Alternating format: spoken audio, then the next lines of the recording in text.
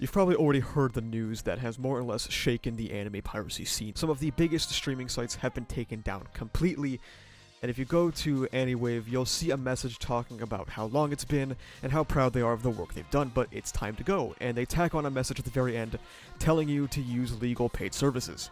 Aniwave was by far the most popular and most expansive streaming site, with probably hundreds of thousands, if not millions of users, and probably the largest catalog of over 12,000 anime. Now, let's not mince words here. We knew the risks.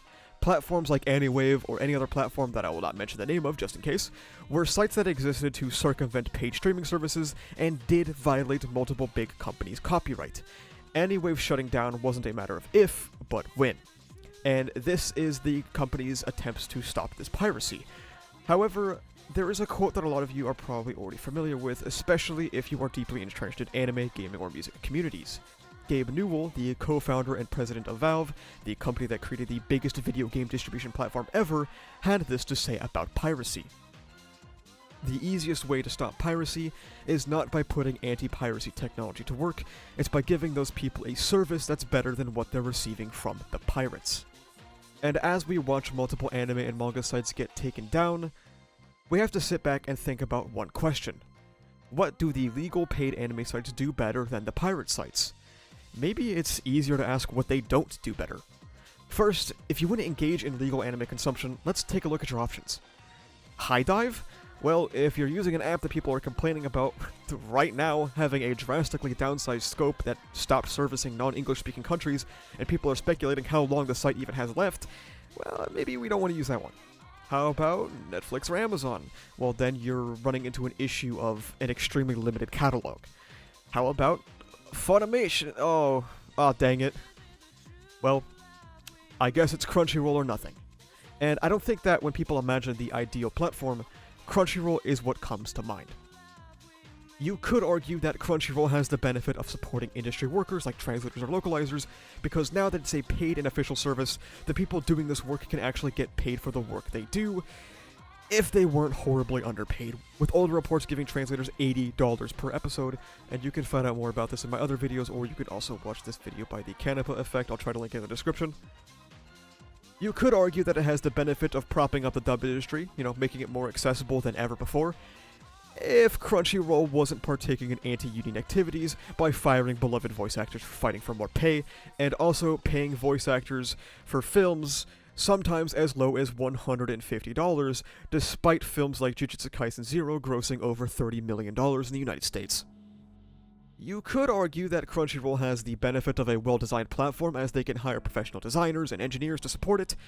Just don't go to the Crunchyroll subreddit and find a wealth of people mad about everything. Dragon Ball Z dub has no subs, why are English subtitles so wrong, out of sync subtitles, you guys keep deleting my wish list, only Japanese audio not working, please make quality of life changes to this platform, can't access account, app so slow, and that you just have this guy down here screaming, things aren't going well. You could argue that Crunchyroll could be used to foster a sense of official community, but now Crunchyroll has removed comments from their website. Not to say that anime comments are the peak of intellectual thought, and the circumstances that led to them removing the comments is pretty unfortunate, but it's an element that is now gone for good. You could argue that you feel much more safe with your data going to a big corporation rather than some private owner of a pirate website, though I don't know if anyone would ever actually say that, especially with Crunchyroll in 2022 knowingly violating the Video Privacy Protection Act and selling their consumers' personally identifiable information without express consent from consumers to advertisers. Your biggest legal alternative is a platform riddled with technical issues of workers' abuse, getting into its own data scandals, and one that regularly raises its prices outside of what people are willing to pay, as it acts actively hostile to the consumer and the industry it claims to support.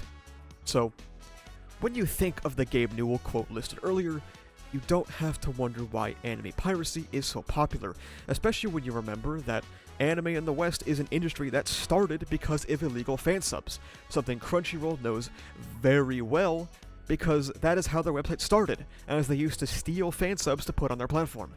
Because anime in the West has always largely been an issue of accessibility and affordability.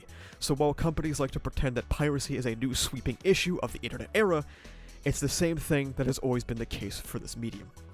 Now, I would be remiss to not include the fact that we don't actually know for sure if Aniwave was hit with a cease and desist. If you look at the posts made by the Aniwave moderation staff here, they weren't told why the site was shut down and have almost no contact with the admins or the staff. My personal speculation is that them pimping out these legal paid sites here at the end of their goodbye message kinda sends a clear sign that they were shut down, but again, that's just my speculation, and we don't actually know for sure what happened until we find legal documents or someone speaks out. There is also speculation that this Manga Plus survey right here by Shueisha is partly responsible because, as you can see, they ask how often you read on pirate sites if you would be willing to list the pirate sites. While I'm sure this didn't help, it's not as if Aniwave is a massive name in the anime piracy industry, and also this survey started just last week and isn't even over yet. I don't think there's any relation. What's more likely is that the ACE is partly responsible, or the Alliance for Creativity and Entertainment, a coalition of 30 companies aimed at protecting copyright. And as you can see, I had to take a screenshot of the Wikipedia page because when I opened it for this video, it was already vandalized, you know, is a garbage coalition, the stated mission of ACE is to ruin anime watchers' lives. And if you scroll down, you can see that among its members, it's got some extremely relevant companies. You have Aniplex, Sony, Crunchyroll, Amazon, Hulu, Netflix, and a lot of others. And if you look through subpoena records, you'll find that a subpoena was filed to Tonic Domains Corporation by the Motion Picture Association, a company that supported the launch of the prior mentioned ACE. And this was filed on September 7th, 2023, and the subpoena implores them to hand over information to identify the alleged infringers of certain copyrighted materials. If you are unaware, the Tonic Domains Corporation is a company that sells the very popular .to domain, the one used for like half of pirate sites nowadays, including places like Aniwave. .to is the domain for the nation of Tonga, and this company exists in California, thus was under US jurisdiction when it came to copyright infringement. Because of this, you can actually find a shit ton of subpoenas towards them from the Motion Picture Association. If you just look at the California filings here, there are a ton of subpoenas here. And let's just think of all of the resources going into gathering the personal information of the people who run these sites to take them down instead of, like, making your site not suck asshole. All you can really do is sit back and agree with the message sent by Gabe Newell all those years ago, that if you want to stop piracy, you should divert resources to make your platform better rather than take out the competition. And while this will be a bump in the road to a lot of pirates, it's probably not even going to change anything, so all this money is being spent on nothing but ruining people's lives. I'm sure a lot of you guys use pirate sites, and I'm also sure that there's a reason for that. If you had ever used a site like Aniwave in the past, feel free to leave a comment explaining why you use that over something like Crunchyroll or High Dive, so we can really send home the issue with services in the industry that is notable for lacking it. That's about all I have to say, though. I just wanted to report on the takedowns, give my perspective, and explain why the legal sites aren't cutting it. Thank you so much for watching. If you like this video, please remember to like, comment, and subscribe for the funny YouTube algorithm. You can also become a YouTube member, which gives you access to behind-the-scenes content, a badge on comments and livestream chats, as well as the use of emotes and videos before their actual release. You can also check the description for socials like Twitter, where I'm objectively correct all the time, and Discord, where we talk about ReZero, My Hero Academia, Jujutsu Kaisen, and stuff like that. That's about it, though. Thank you for watching. See ya.